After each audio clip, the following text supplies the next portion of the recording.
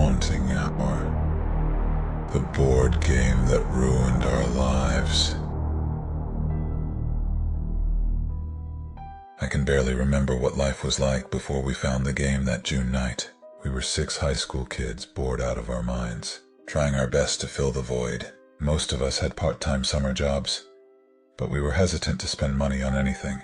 We all hoped to save for college, after what felt like hours, going back and forth on deciding what to do for the day. We took a walk around our suburban neighborhood. It was the end of a yard sale day, and most people were packing up and heading inside.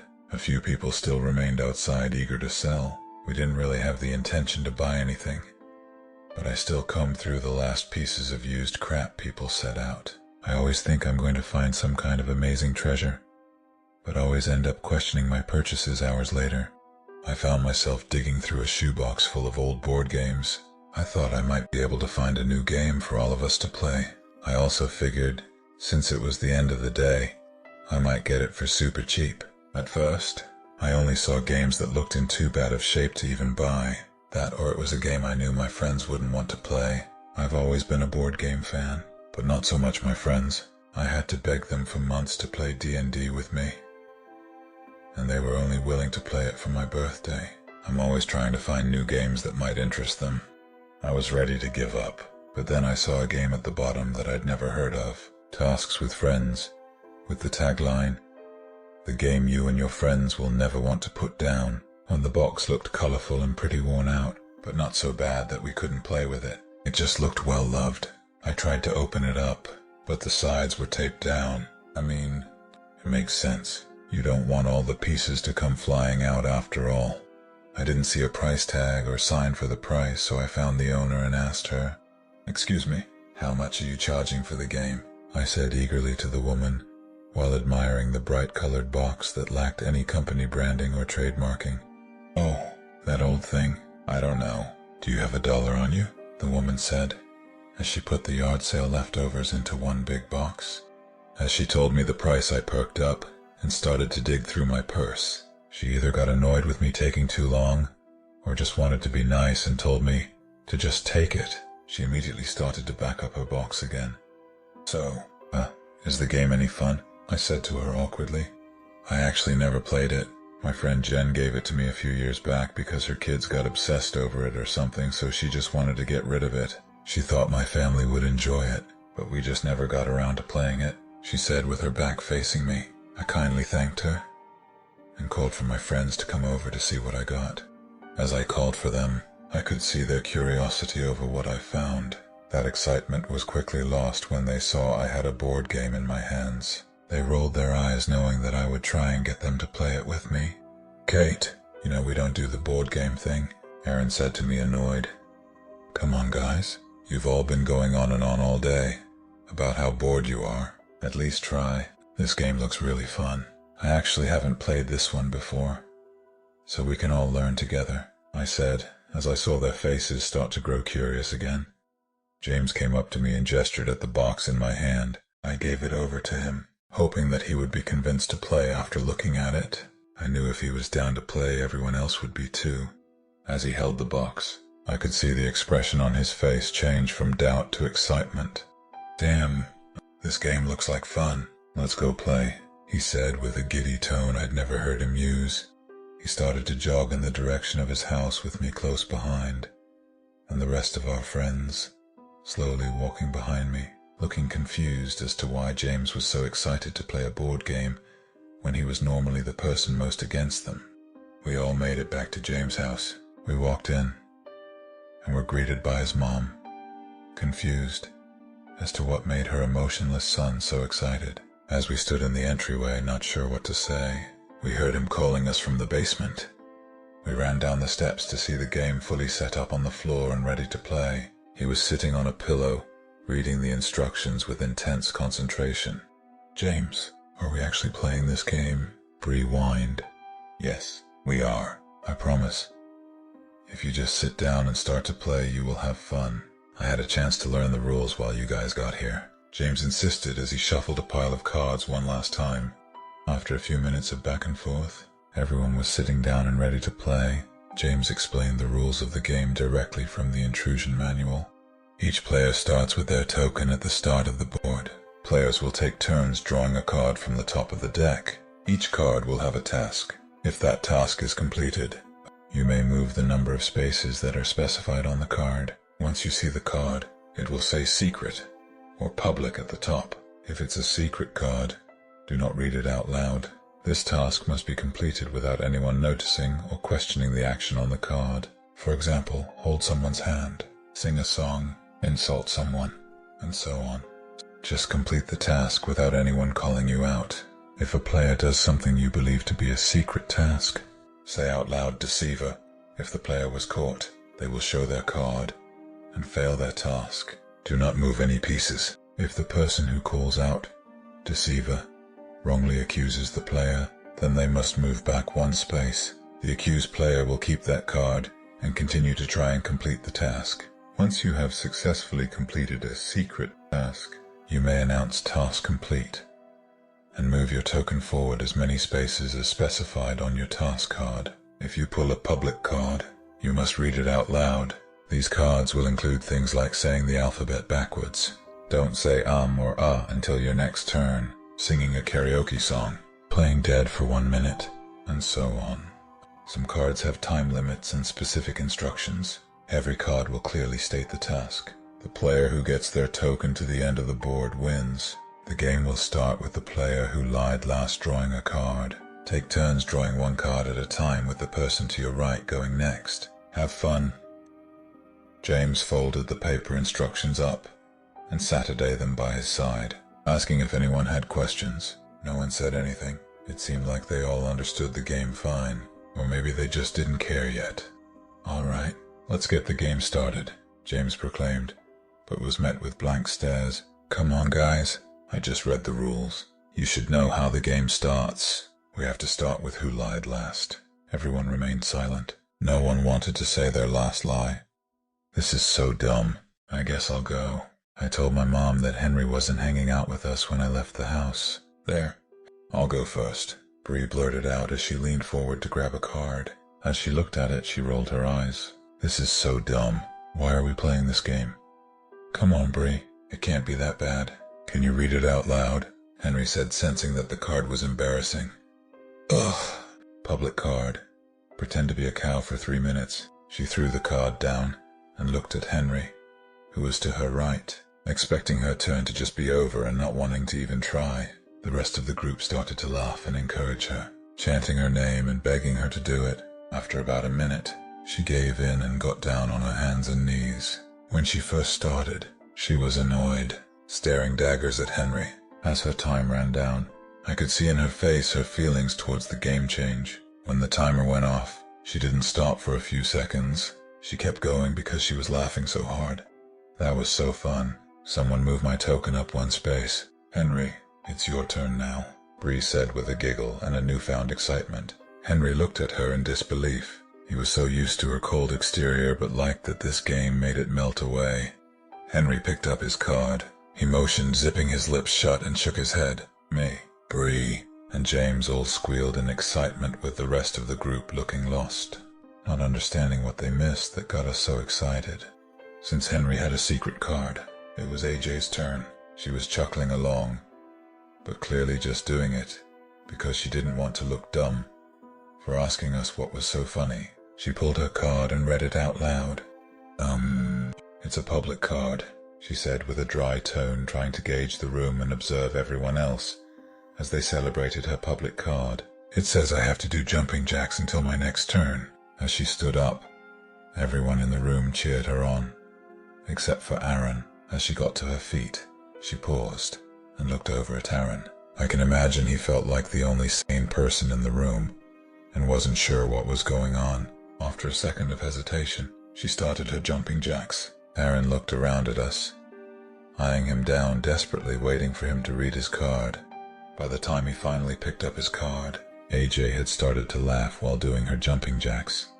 "Sorry, it's a secret card," Aaron said nervously as everyone wiggled with happiness.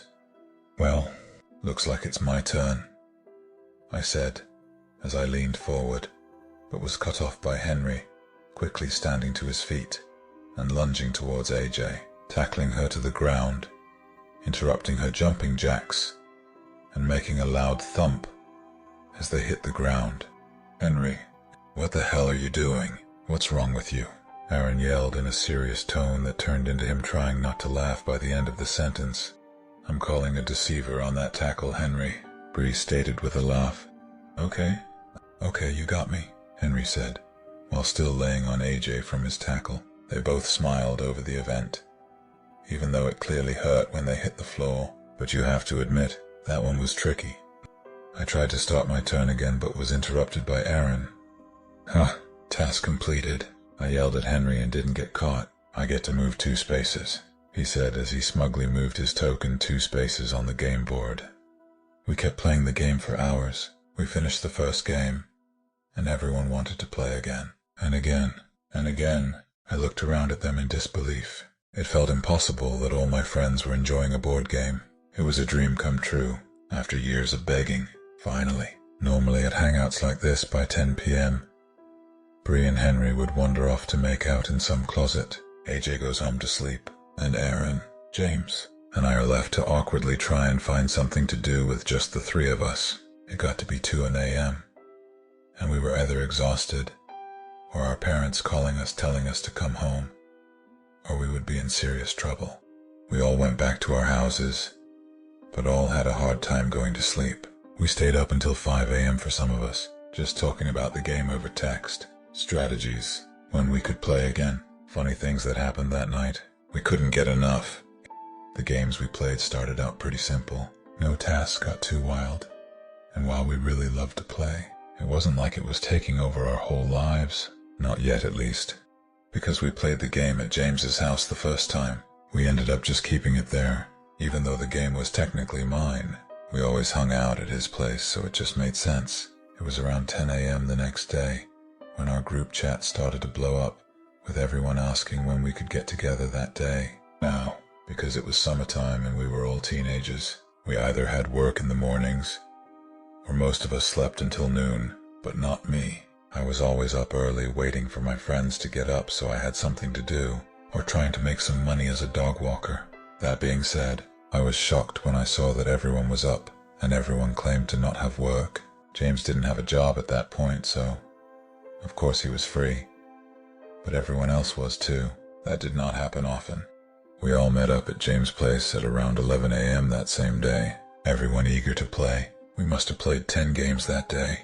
The games consisted of us doing accents, being banned from saying certain words, backflips, and so on. Nothing too weird.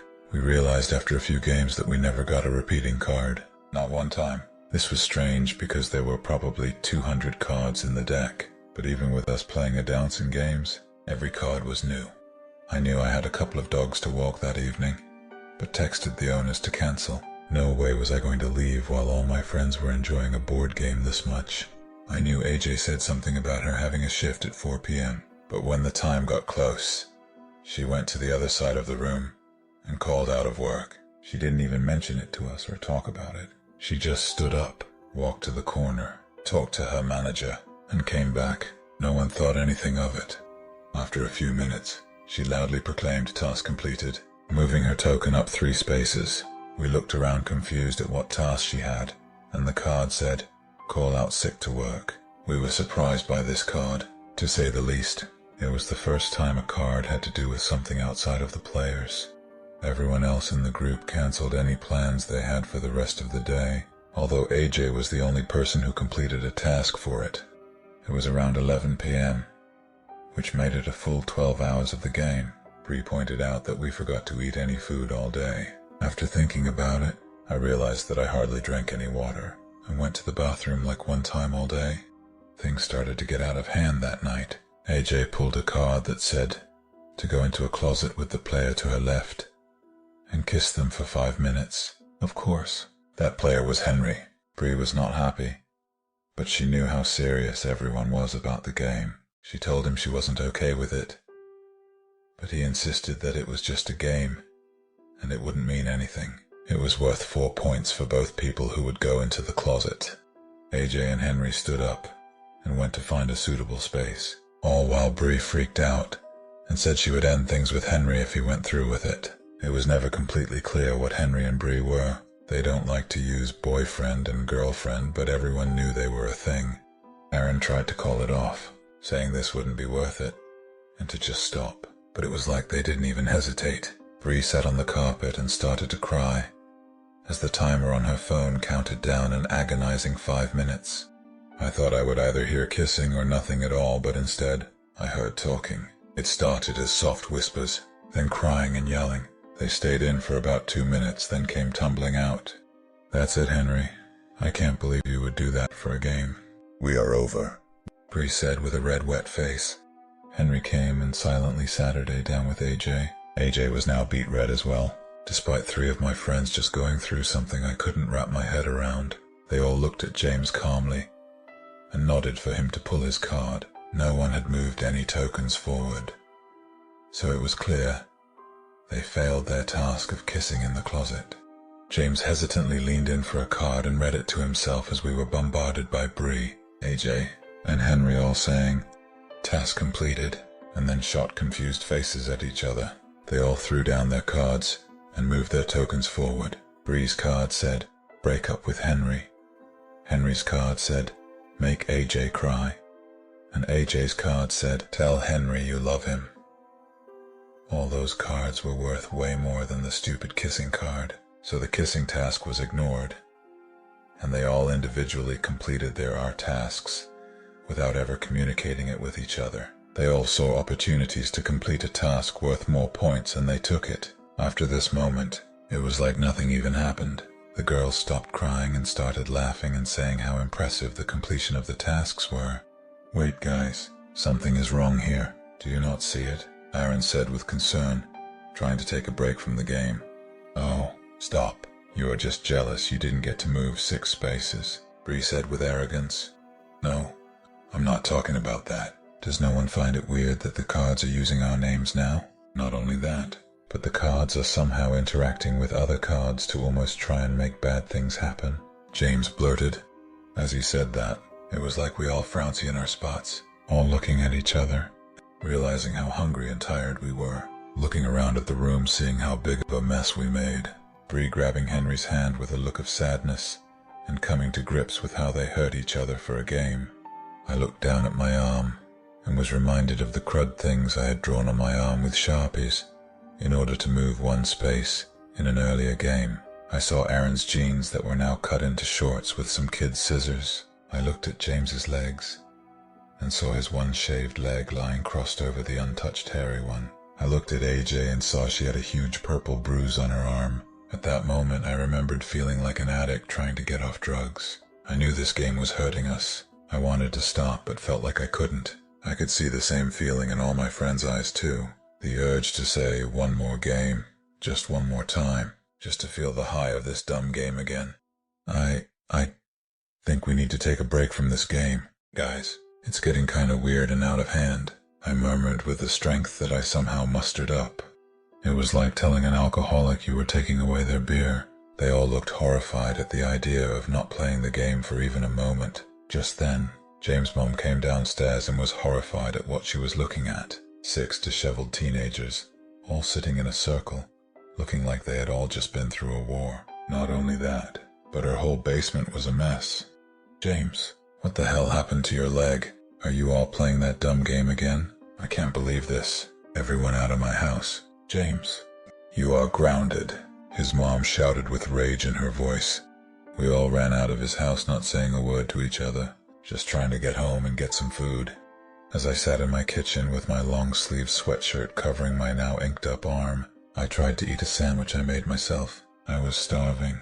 I could feel and hear my stomach growling, but my need to play the game was so much stronger. So strong I didn't even want to eat. I sat at my dining room table staring at that sandwich for what felt like an eternity, telling myself that I needed to eat, and I'd feel better if I did. But somehow the thought of the game was taking up all my energy. I was holding back the urge to text my friends. It took every ounce of self-control I had left. I felt my phone buzz in my pocket, and I involuntarily grabbed my phone so fast it was in my hand before I could even think about it. It was James in our group chat. "Hey guys, So do you think that was a long enough break? I think I can find where my mom put the game and bring it to that old tree house back behind Mr. Baker's house. I couldn't hold back anymore. I had to play again. Before I knew it, I was sneaking out of my house, trying to remember where the old tree house was. As I ran through the neighborhood, my phone lit up with texts from my friends saying they were on their way. After running around for a while, I found the tree house. I couldn't believe I had such a hard time finding it, considering how much time a few of us used to spend in it during middle school. I could hear all their voices sounding annoyed as I was the last one to get there. I climbed up the old wooden ladder to find all my friends sitting in a perfect circle, barely able to see the board or each other. It was around this time something strange happened within the game. It wasn't about winning the game necessarily.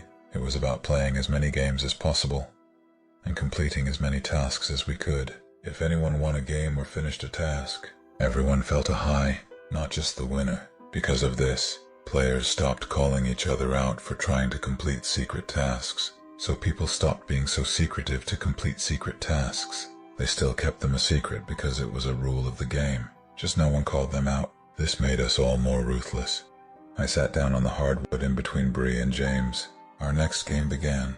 AJ drew a card first, and it was a secret card. She didn't seem giddy. She looked flushed and scared. In fact, it felt like the mood had shifted with everyone. We weren't laughing our butts off anymore. We were terrified to stop playing. It was something in our guts that made us have to play, like a virus growing in us, desperately trying to get out. Next, Aaron drew a card and read it out loud. "Hold your breath for 5 minutes," he whispered with confusion. "How am I supposed to do that?" he said, trying to not get worried. It's not that the card was all that bad. It's that he knew he would stop at nothing to make it happen. He told us to keep playing the game while he did it, and got a timer up on his phone. He took a few deep breaths, then held his nose shut and became extremely focused, not making eye contact with anyone. Next, it was James' turn. He had a secret card and didn't show much emotion towards it. Next, Bree nervously took a card, and yet again, it was a secret card. In fact, we all drew a secret card until it was Aaron's turn again. It had been about 45 seconds, and he was really focusing, and we didn't want to make him draw a card while trying to finish his task. As we sat and watched our friend become more and more red from holding his breath, we found ourselves in complete silence, other than the wind weaving its way through the trees outside and the soft sound of crickets in the distance. We all just stared at each other, terrified of what was on those secret cards. I knew I had to use every little bit of self-control I had left in my body to not try and complete the task on my card. I was betting that's why everyone was being so quiet. They all had tasks that they didn't want to do, but felt the uncontrollable urge to do it. My card said that I needed to remove one of James's fingers by any means necessary. It was worth 10 points. I couldn't believe I wanted to complete it so badly, but I was frouncing figuring out how to do it. As I stared at him, I noticed he was looking over at Bree. I figured that his card had something to do with her. It seemed like everyone was fixated on someone else. I glanced down at the timer Aaron had, and I was amazed to see he had been holding his breath for almost 2 minutes. Just as I was about to comment on it, chaos broke loose, everyone jumping onto someone else, making it one big pile of people viciously grabbing each other. I didn't read their cards myself, but it was clear by their actions what their tasks were. Of course, as you know, I was going for James' fingers, but James was ripping at Bree's ear. Bree was pulling Henry's hair out. Henry was tearing at AJ's neck, and AJ was trying to open my mouth to get my tongue. For a solid 30 seconds, we were all attaching each other. When Aaron passed out from holding his breath, this seemed to snap us out of our trance for a bit. We ran over to our friend and checked his pulse. After we realized he was still breathing, we got lost in the game again, and all jumped on each other to keep brutalizing one another. Just as I got my teeth around James's pinky finger, we saw a bright flashlight coming through the cracks in the treehouse and froze. A police officer popped his head through the bottom entrance to the treehouse and looked at us in horror. He saw Aaron out cold in the corner alone, with the rest of us, in a pile of blood and ripped out hair. The officer grabbed us one by one and practically threw us to the ground, where another officer put us each in handcuffs. We had hours and hours of questioning that night, but we were all released by sunrise. No one was badly injured, just a lot of cuts, bruises, and a few patches of hair missing. Even Aaron was okay. Honestly, Aaron made it out in the best shape. We all got grounded for the rest of the summer. All the parents agreed that we needed to stop spending time together because they insisted on us having some beef between us all. None of us mentioned the board game was at the treehouse that night because we didn't want them to take it away from us. We knew we had to play it again. However, they caught on to it and banned us from ever playing it again. We spent the next 3 weeks of summer miserable. Each one of us tried to fill the hunger to play the game by playing other board games or attempting to remake it. But it wasn't the same. It was the night before school started, and I got a message from James through Skype. Our parents banned us from talking to each other, but it seemed my parents and James's parents forgot about Skype. He told me I had to come over right now. I managed to hop out my window and ran for James' house. I got to his house in what felt like record time and jumped down the fire escape to the basement. There I saw the rest of my friends all sitting by the fireplace weeping. As I got closer, I saw they were covered in ash. I saw tiny little bits of what was left of the game lying out on the ground. She burned it. My mom burned it, James said in between tears. Everyone was desperately trying to find any pieces that were left of our precious game. Some of them rubbed the ashes of the game on their faces and arms to try and feel something again. As I watched them, I saw something in the corner of my eye. I looked over to our normal hangout area and saw it. I saw the board game sitting out, not just the box, but the whole game was out and ready to play. Are you sure that your mom burnt it, James? I said, as my eyes got glazed over, looking at the beautiful board game sitting out for us to enjoy. Yes, I'm sure. She did it right in front of me, so I'd stop looking for it. Just as James finished his sentence, he looked at me, and then at my eyeline. He saw the game. The next week of our lives was a whirlwind. After James's mom burned the game and it reappeared, we all ran away with the game. We stole a car from AJ's mom. After we got a task card for it and left town, we would play the game in the car, in random fast food restaurants, and sometimes in parks. It's all we did all day. We would fall asleep playing the game and only manage to eat a bag of chips or something small during the day. We kept moving because we didn't want to be found. In that week, we all managed to lose our jobs and all missed the first week of our senior year of high school, all because we were addicted to a board game. I still remember the last game we ever played. It was a late Sunday night. We were actually in our town, sitting in an old barn near the treehouse we sat in before, all because the board game told us to. Up to that point, we were hanging out far away from home. We didn't want to be so close. We knew we could be found easily by our families and the authorities if we were too close. But we had no choice. We were slaves to the game. At this point, we were in bad shape. With every new game started, we broke down a little bit more. We surrounded the board with tired eyes and growling stomachs, missing teeth and bruised bodies, concussed heads and broken toes. Please, we have to stop. I can't do it anymore. I want to go home, Bree said, as we were about to start our next game. I can't imagine not playing this game. It's all I ever want to do. I think I might die if I couldn't play it. I know the game hurts us, but it would hurt so much more if we stopped playing it, Henry said with a gravelly voice. Guys, why are we talking? We have to play again, Aaron said while trying not to cough. I know we have to. I've never hated something and loved something so much in my whole life, Bree remarked. We started the game with shaky hands, moving slowly and holding our breath.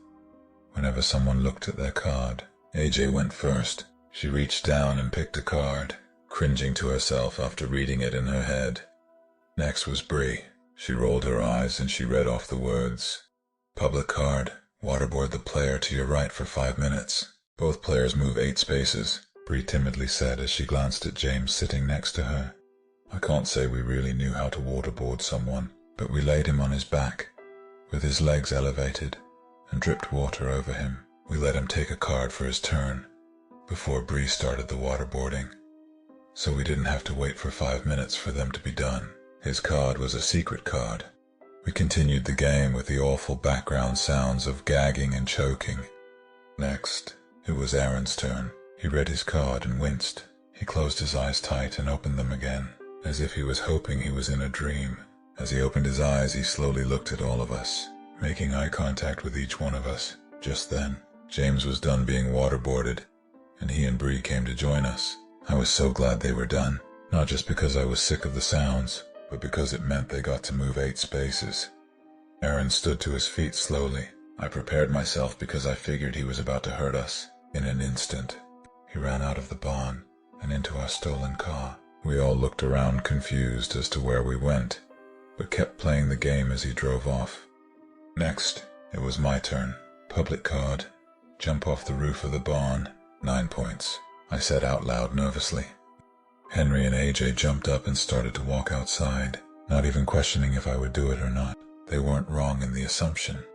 Before I could even think, I was on my feet trying to find a way up to the roof. I found my way to the top of the 10-foot-tall building. I took a deep breath and leaped off and was met with a hard thump as I hit the ground. I felt a gut-wrenching pain in my right ankle as I landed. I knew I broke it. I had no doubt in my mind. I was thrashing in pain, grabbing my ankle as my friends dragged me back into the barn. We knew we had to keep playing. Next, Henry took a card. He picked it from the pile with his eyes closed and brought it to his face, while peeking just enough to see the words on the card, then closed his eyes again, trying to pretend he never read the words in the first place. Next, AJ took a card, even though it was a secret card. I knew it was about me. She glanced down at my ankle right after her eyes left the card. Just as James was reaching for his card, we saw Aaron walk back into the barn. We all sat in shock, as his silhouette became clear and vivid in the doorway. Blood trickled down his arms and hands, dripping on the dirt as we all stared at each other. His eyes were blank at first, but then turned to pain. We watched him as he walked from the doorway to the game board, blood dripping on the game as he moved his token 30 spaces. "Aaron, what have you done?"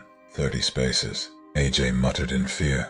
"James, I am so sorry I had to," Aaron whimpered, as Saturday in the dirt, with his secret task card crinkled in his bloodied fist. "Tell me what you did right now. What the hell does your card say? Show us," James yelled as he stood to his feet. Just as James was about to jump onto Aaron, Henry reached into his pocket and pulled out some matches we used to start small campfires while we had been on the run. We all stood still, waiting to see what he was about to do, as he lit 3 matches and threw them into the nearby hay bales, igniting the whole inside of the barn.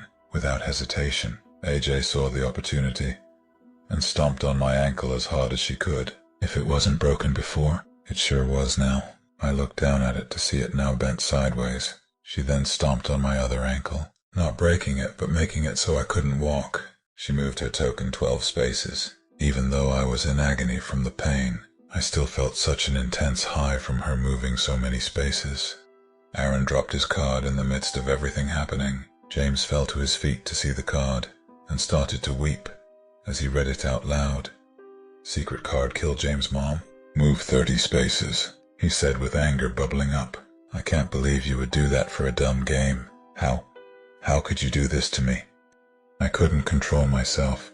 Come on, you know what I mean. I couldn't control myself. "Don't do anything you will regret," Aaron said cautiously. "Oh, I think it's a little too late for not doing things we regret," James said as he jumped onto Aaron, choking him with all his strength. It seemed at that moment he was able to break free from the control of the game. He wasn't feeling the high of someone else completing a task. He just felt hate, red-hot hate. I was overwhelmed, to say the least. The barn was in flames. James was trying to kill Aaron. And to make matters worse, AJ out of nowhere jumped up and dug a pocket knife into Bree's stomach. Now Bree and AJ were in a fighting match too. Henry and I sat across from each other in disbelief at our surroundings. He looked at me with death in his eyes as he reached for a card. It wasn't even his turn, but I don't think he cared anymore. He knew the others would be occupied for a while. The fire was getting bad. I knew I had to get out of that barn as soon as I could, because of the damage done to my ankles. I couldn't walk, so I dragged my body out of the barn, taking the game with me. I made it a few feet, and looked back to see Henry not moving. He set his card down on the board, before I started to drag it with me, and I read it as I continued to crawl. Secret card. Let the fire overtake you. Move your token to the finish line and win the game. I was able to get out of the barn with the board game in hand. I sat and watched as the flames overtook Henry. He didn't even flinch when he caught on fire. As I saw it happen, I moved his token to the end space so he could win the game. I felt an intense high overtake my body as the game was complete. Only a few moments after Henry caught fire, the whole barn came down, with all my friends in it. I looked at the burning barn, and then back down at the game. I'm ashamed to say that my biggest worry was not knowing who I'd play with now. I hate myself for thinking that, but that's how all the game is. I tried to start a new game by myself, and drew a card. But that's when I saw the sirens of police cars and fire trucks pull up next to me. I was immediately surrounded by people trying to give me medical attention, taking me away from my game. I scratched and threw my body around like a toddler not getting their way. I remember them giving me some kind of sedative and waking up in the hospital. I was the only person to make it out alive that night. All I could say to the doctors and my parents was that I needed the game, that I had to play the game. It was the only meaning to life. It was the only reason I had to live. My parents got me a great lawyer, and I got out of everything by pleading insanity. Our families all knew the right people, and had the right money to ensure the word never got out about the deaths. They even managed to make the death of James's mom disappear. When they told me my friends were all dead, I didn't have much of a reaction. I just kept asking where the game was. When they eventually told me the game was gone and never coming back, that's when I lost it. They had to put me into restraints because I kept hurting the hospital staff from my meltdowns. I started to threaten the staff and told them all the horrible things that would happen to them if they didn't get that game back to me. I eventually ended up in a psychiatric hospital. I yelled and screamed so much that I never had my voice. I hardly ever slept, because all I thought about was the game and how I craved to play it again. My skin was red and torn up from my insistent picking due to the withdrawals. After months, I felt numb, maybe from all the drugs they pumped me up with. Or perhaps I was so used to the withdrawals, I didn't feel it as much. It still felt like I had an uncontrollable urge inside my bones, but I was able to hide it. They then sent me home after a while. I knew I had to mask my emotions for the game, pretend I didn't care anymore, even if it killed me inside to say it out loud. I walked into my bedroom, and I felt like I was being treated like a baby. My old bed frame was gone, and it was just the mattress on the floor. All my sharp shelves were taken down, along with anything else I could possibly hurt myself with. I rolled my eyes but knew my parents had to make these changes for me to even come home. I Saturday on my bed, and I looked around at my room, now with a doorknob that locked from the outside to keep me in, as well as bars on my windows. I searched my room desperately to find something to take up my mind. That's when I dug through my closet, and I saw it. I saw that beautiful, colorful box that I came to know so well, just hiding in the back of my closet waiting to be found. I knew it came back the first time it was destroyed, but it was feeling like it was a one-time thing. But here it was, patiently waiting for me to come and play it. I ripped open the box, giving myself a paper cut in the process, and started to play the game by myself. With all that being said, I can finally say, task completed, and share what my first card said in that solo game. Secret card, spread the word about this game online so more people can join us. Move 20 spaces. So what do you say? Care to come join me for a game? And that's a wrap on today's chilling tale. If you enjoyed the story and want more spine-tingling content, don't forget to like and subscribe. Hit the bell icon so you never miss a frightful update. Thanks for watching, and stay spooky.